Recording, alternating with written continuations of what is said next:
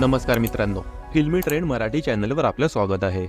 मित्रांनो, लक्ष्मी निवास मालिकेत जान्हवी आणि जयंत यांचा लग्न सोहळा नुकताच थाटामाटात पार पडला. पण या सगळ्यात जान्हवी समोर जयंतचं खरं रूप बाहेर येणार आहे. जयंतची मानसिक विकृती पाहून जान्हवी प्रचंड घाबरणार आहे. एकीकडे लग्नानंतर जान्हवीच्या आयुष्यात वेगळं वळण आलेलं असतानाच दुसरीकडे दळवींच्या मोठ्या लेकीचा म्हणजेच भावनाच्या आयुष्यात एक गोड सुरुवात होणार आहे.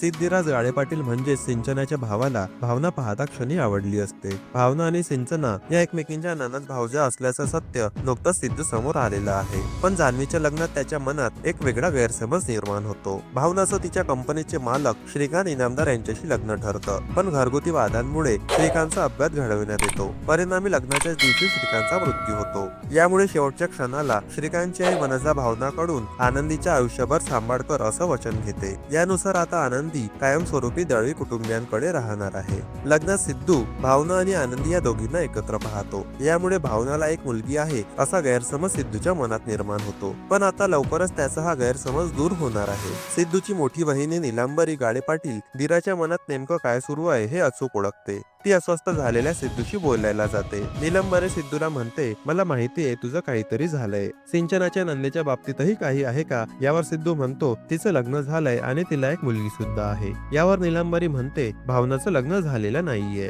ती केवळ आई म्हणून आनंदीचा सांभाळ करते. हे ऐकता सिद्धूचा आनंद गगनात मावेनासा होतो. आता तो वारंवार भावनाला पाहण्याच्या उद्देशाने तिच्या घरी येत जात राहणार असं या नव्या प्रोमोवरून स्पष्ट होत आहे. मित्रांनो, मनोरंजन विश्वातील ताज्या बातम्या जाणून घेण्यासाठी आमच्या चॅनलला सबस्क्राईब करून बेल आयकॉनला नक्की प्रेस करा. भेटूया पुढील व्हिडिओमध्ये. धन्यवाद.